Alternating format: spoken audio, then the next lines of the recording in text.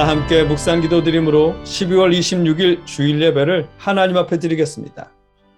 사랑의 아버지 하나님 감사합니다. 거룩한 주일을 맞아서 우리가 또 아버지 앞에 모여 예배하게 하시니 감사합니다. 아버지, 이 예배 시간에 우리가 아버지를 생각하게 하시옵시고 우리 한 사람 한 사람 마음에 하나님의 사랑과 은혜를 가득 부어 주시옵소서.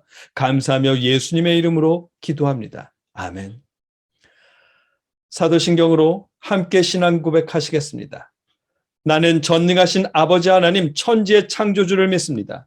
나는 그의 유일하신 아들 우리 주 예수 그리스도를 믿습니다. 그는 성령으로 잉태되어 동정녀 마리아에게서 나시고 본디오 빌라도에게 고난을 받아 십자가에 못 박혀 죽으시고 장사된 지 사흘 만에 죽은 자 가운데서 다시 살아나셨으며 하늘에 오르시어 전능하신 아버지 하나님 우편에 앉아 계시다가 거기로부터 살아있는 자와 죽은 자를 심판하러 오십니다. 나는 성령을 믿으며 거룩한 공교회와 성도의 교제와 죄를 용서받는 것과 몸의 부활과 영생을 믿습니다. 아멘. 이 시간 우리가 함께 드릴 찬양은 찬송가 86장입니다. 함께 찬양하겠습니다.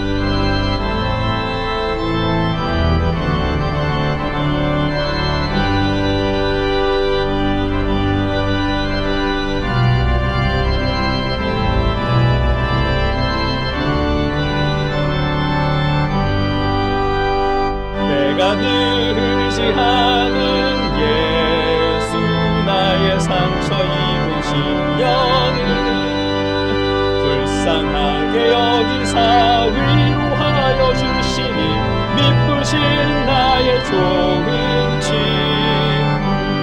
내가 의지하는 예수 나의 사모하는 집 나의 기도 들으사 응답하여 주시니 미쁘신 나의 좋은 집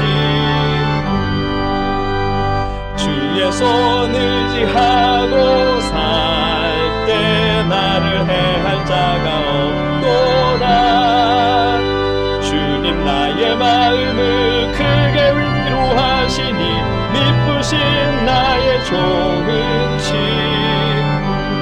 내가 의지하는 예수 나의 사모하는 친구 나의 기도 들으사 응답하여 주시니 미쁘신 나의 좋은 집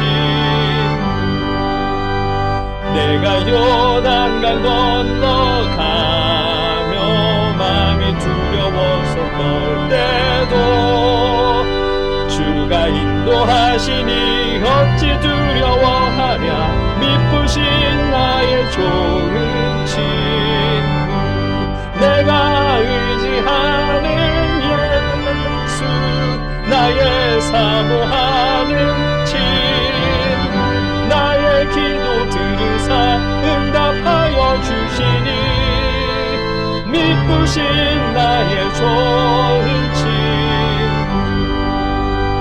이후 천국에 올라가서 모든 성도들과 다 함께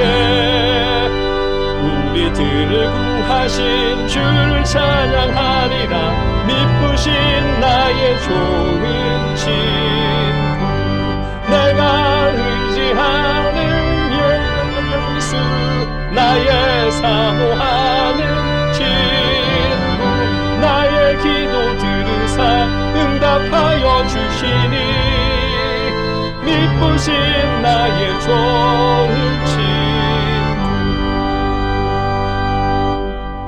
오늘 우리가 함께 읽고 나눌 하나님의 말씀은 출애굽기 10장 1절로 2절까지의 말씀입니다. 제가 받들어 읽겠습니다. 여호와께서 모세에게 이르시되 바로에게로 들어가라. 내가 그의 마음과 그의 신하들의 마음을 완강하게 함은 나의 표징을 그들 중에 보이기 위함이며 내게 내가 애굽에서 행한 일들 곧 내가 그들 가운데서 행한 표징을 내 아들과 내 자손의 귀에 전하기 위함이라. 너희는 내가 여호와인 줄을 알리라. 아멘. 지난주에는 환난 속에 숨어있는 하나님의 여리신 마음에 대해 말씀을 나눴습니다. 파라오의 마음을 강제로 조종하실 수 있지만 그렇게 하지 않으시고 기회를 주시는 하나님의 마음, 재앙을 보내셨지만 그렇다고 한 번의 끝장을 보시지 않고 기회를 주시는 하나님의 마음을 나눴습니다. 이스라엘이 우상을 숭배할 때도 선지자들을 통해 하나님의 뜻을 전해주시고 자녀들이 돌아오기를 기다려주시는 하나님의 여린 마음을 나눴습니다. 자녀의 잘못에 회초리를 들지만 잠든 사이 약을 발라주시는 아버지의 마음에 비유했었습니다. 하나님의 마음을 아버지의 마음에 비유하느라 자식 농사 뜻대로 안 돼 라는 말을 하나님께서 제일 먼저 하셨을지도 모르겠다고 했지만 하나님은 늘 하나님의 뜻을 이루셨습니다. 성탄 예배 때도 나눴지만 예수님이 오신 이유를 사람들은 알지 못했습니다. 그래도 예수님을 통한 하나님의 구원의 계획은 하나님의 뜻대로 이루어졌습니다. 하나님은 하나님의 뜻을 결국 이루십니다. 다만 하나님의 뜻을 이루시기 위해 사람들의 마음에 하나님을 직접 주입하며 로봇처럼 지배하시지는 않으십니다. 오히려 이스라엘을 구원하기 위해 나타내신 하나님의 능력을 부모들이 자녀들에게 또 그 자녀들에게 전하며 하나님을 가르치도록 기회를 주십니다. 이스라엘의 자녀들에게 하나님을 전하게 하시기 위해 파라오와 이집트에 재앙을 내리시는 것이라고 말씀하십니다. 오늘 본문입니다. 여호와께서 모세에게 이르시되 바로에게로 들어가라. 내가 그의 마음과 그의 신하들의 마음을 완강하게 함은 나의 표징을 그들 중에 보이기 위함이며 아멘. 하나님은 파라오의 마음이 완강한 이유가 하나님 때문이라고 하십니다. 벌써 여러 차례 하신 말씀입니다. 그런데 하나님이 파라오의 마음을 완강하게 하셨다면 하나님이 파라오를 완강하게 하시고 파라오가 말을 안 듣는다고 재앙을 내리시면 재앙을 내리시는 이 상황이 너무 이상하게 됩니다. 말을 안 듣게 만들어 놓고 말을 안 듣는다고 때리면 말이 안 되는 일이잖아요. 그래서 내가 그의 마음과 그의 신하들의 마음을 완강하게 함은 이라는 말씀을 잘 이해해야 할 필요가 있습니다. 그것을 위해 완강하게라는 단어를 살펴보면 먼저 우리말 사전에는 태도가 모질고 의지가 굳세다라는 뜻의 형용사라고 합니다. 공동번역 성경이나 새번역 성경은 고집을 부리게 하다라고 번역합니다. 그런데 히브리어의 뜻은 전혀 다른 의미입니다. 히브리어로는 무겁다라는 기본 뜻을 가진 카베드의 1인칭 사역 동사형 히크바드티라는 단어로 되어 있습니다. 할롯이라는 사전에 의하면 출애굽기 10장 1절에서 이 단어는 어리석고 둔해지도록 만든다는 의미라고 합니다. 우리말처럼 의지가 굳세서 하나님을 거역하는 것이 아니라 어리석고 둔해서 하나님의 말씀을 깨닫지 못하도록 하셨다는 의미입니다. 에베소서를 읽다 보면 이런 말씀이 있습니다. 에베소서 1장 17절에 우리 주 예수 그리스도의 하나님 영광의 아버지께서 지혜와 계시의 영을 너희에게 주사 하나님을 알게 하시고 아멘. 지혜와 계시의 영을 주셔서 하나님을 알게 하시기를 구하는 기도가 있습니다. 하나님이 파라오를 완강하게 하셨다는 말씀의 바른 의미는 에베소서의 말씀을 참고해서 이해하면 하나님은 파라오에게 지혜와 계시의 영을 주시지 않았다는 말씀입니다. 그가 하나님의 말씀을 들어도 재앙을 경험하고 하나님의 살아계심을 목격하더라도 사태의 심각성을 깨닫지 못할 만큼 어리석고 둔하게 만들었다는 의미가 완강하게 하다라고 번역된 단어의 의미입니다. 파라오가 고집을 부리고 멍청하게 굴어도 그것을 깨닫지 못하도록 하나님은 그냥 두셨다는 말씀으로 이해할 수 있습니다. 하나님은 강제로 파라오가 순종하게 하실 수도 있지만 그냥 그 생긴 그대로 미련하게 두셨습니다.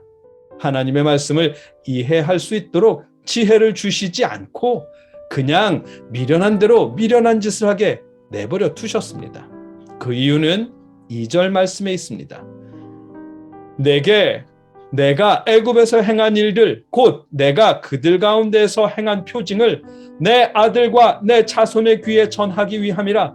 너희는 내가 여호와인 줄을 알리라. 아멘. 여호와께서 이스라엘을 이집트로부터 구원해내시기 위해 얼마나 놀라운 일들을 하셨는지 모세의 자녀와 그 자손들에게 전하게 하시려고 파라오를 미련하게 그냥 두시고 표징을 보이시는 것이라고 말씀하십니다. 하나님은 모세와 조상들을 통해 여호와의 놀라우심과 그 역사하심이 자녀들에게 전해지기를 원한다고 말씀하십니다. 모세와 이스라엘과 이스라엘의 자녀들이 그들을 돌보시는 이가 여호와 하나님인 것을 알게 하시고 그들을 돌보시는 여호와가 어떤 하나님인지 알게 하시려고 파라오를 그냥 어리석게 두고 기적을 나타내는 것이라고 말씀하십니다. 여호와 하나님의 능력을 목격한 부모들이 새로 태어나게 될 자녀들에게 하나님의 능력을 전하기를 원하신다고 말씀하십니다.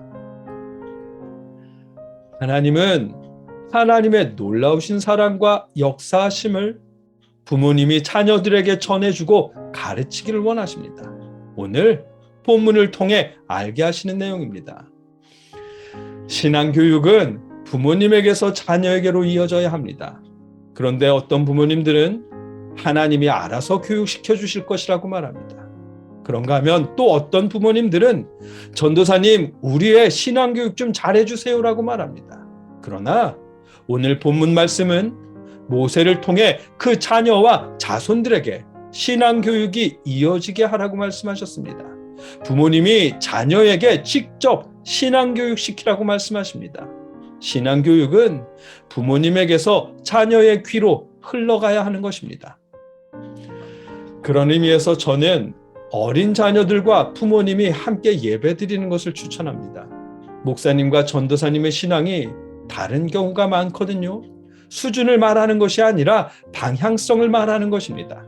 같은 신학을 했어도 주님을 영접했던 순간이 다른 만큼 신학과 신앙이 달라집니다.